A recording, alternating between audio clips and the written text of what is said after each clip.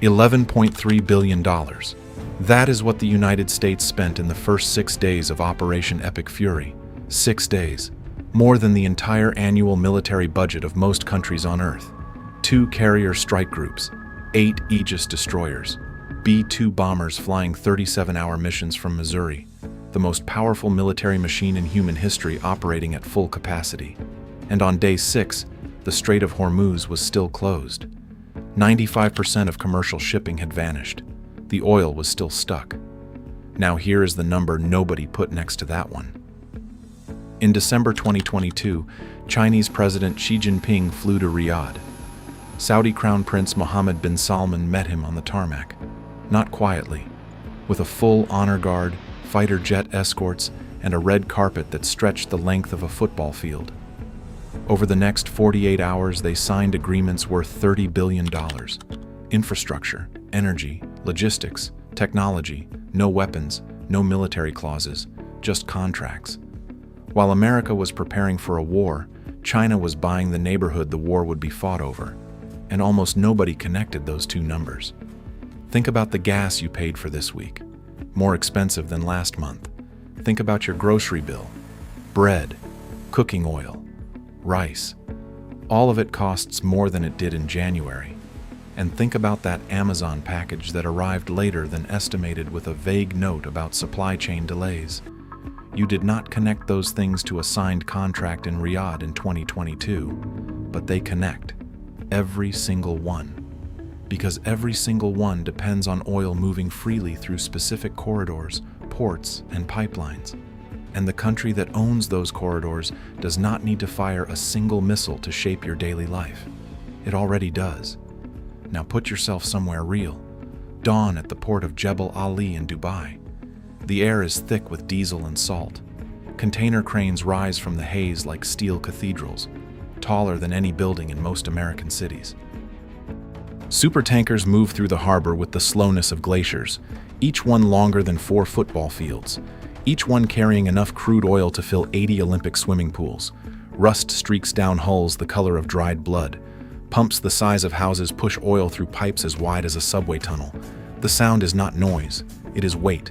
Steel pressing against steel, the physical reality of 20% of the world's entire oil supply passing through one corridor, 6 miles wide at its narrowest usable point, 2 miles inbound, 2 miles outbound, 2 miles of buffer. That is the entire mechanism. 6 miles of water between Iran and Oman that determines whether your heating bill doubles this winter or stays manageable. And on February 28, 2026, that corridor closed. Now here is the mechanism most people miss, and it is not complicated once you see it. The United States has operated in the Middle East for 50 years using a single model. Deploy forces, secure the sea lanes, guarantee oil flows to allies. Use that guarantee as leverage over everyone who depends on the oil. That model assumes one thing above everything else, that the only power capable of protecting the routes is also the power that benefits most from them. That assumption held for 5 decades. Then China ran the math and found a different question. Not how do we protect the routes? How do we own them before they need protecting? A port contract is not a military base. It does not threaten anyone. It does not appear in arms control treaties or UN security briefings. It is a business agreement between a state bank with essentially unlimited capital and a government that needs infrastructure yesterday and does not want to wait for the conditions Washington attaches to every dollar it lends. No democracy reviews, no congressional timelines, no public debate, just concrete, delivered on schedule, in exchange for access. That is the deal. And across the Middle East, it has been signed and buried in the ground under railway tracks and deepwater terminals for the past 10 years. Back to Xi Jinping on that Riyadh tarmac in December 2022. The image matters. This was not a quiet backroom signing. Saudi Arabia gave China a reception it had never given any Western leader. Fighter jets painted contrails in the colors of the Chinese flag over the royal palace. That detail was not accidental. It was a signal. The kingdom was telling the world which direction its future was pointing.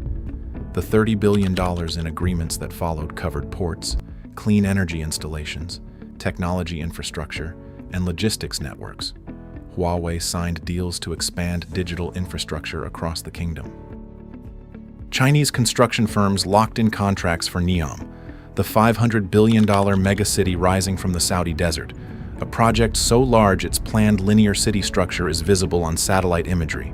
That is not a trade deal. That is a foundation. When a country builds its entire future economic architecture with one partner as the primary contractor, the relationship between those two countries stops being transactional. The pipes run too deep, the contracts run too long, the dependencies are too wide, pulling out costs more than staying in. Iraq is the wild card that most Western analysts ignore. Iraq sits between the Gulf, Turkey, Iran, and Jordan like a broken crossroads waiting for someone to rebuild the intersection. Roads that do not connect to each other. Railways that stop halfway across the country. A deepwater port at Al-Fa that has been under construction for decades. A country sitting on the fifth largest proven oil reserves on Earth with almost no functioning logistics infrastructure to move any of it efficiently. That gap is not a problem to Chinese state banks. It is an inventory list. The Development Road Project, a corridor that would connect Al-Fa on the Gulf to the Turkish border by road and rail, has Chinese financing interest written through its planning documents. You do not need Iraq to be stable to invest in it. You need it to be connected in the right direction, with your contractors pouring the concrete and your banks holding the debt. Here is the formula that reframes everything. America spent $11.3 billion in 6 days fighting for access to a corridor. China spent the equivalent of $200 billion over 5 years buying ownership of the infrastructure surrounding that corridor. That is not a different budget. That is a different game entirely. Buying access costs you every time the corridor gets threatened. Owning the surrounding infrastructure means every time the corridor gets threatened, your position gets more valuable. America is the customer who keeps paying the protection fee. China is becoming the landlord who collects rent whether the street is safe or not. One of those positions compounds, the other one bleeds. Now the threat, the part that should change how you read every headline about this war.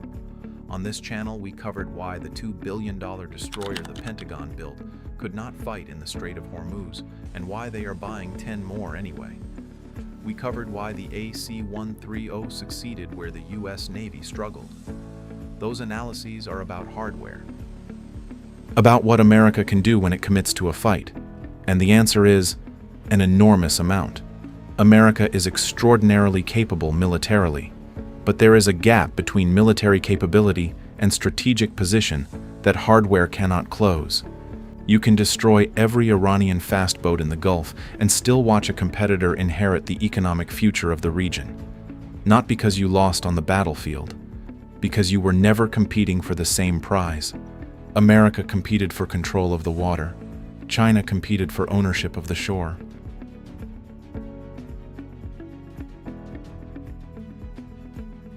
The fragility runs in both directions. China's position is not invulnerable.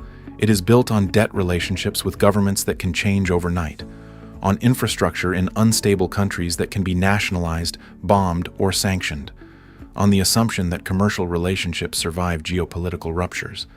That assumption has broken before. If Washington decided to compete in the infrastructure space seriously, with real capital, real speed, and real patience for long-horizon investments, the dynamic could shift. But that requires accepting that the most strategic asset in a region is sometimes not the airbase.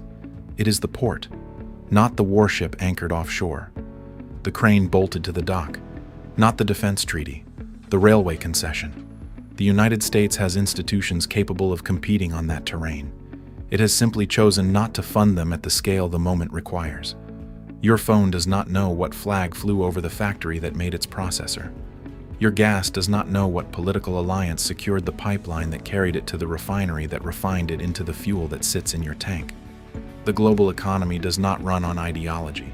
It runs on whoever shows up consistently, builds reliably, and charges competitively.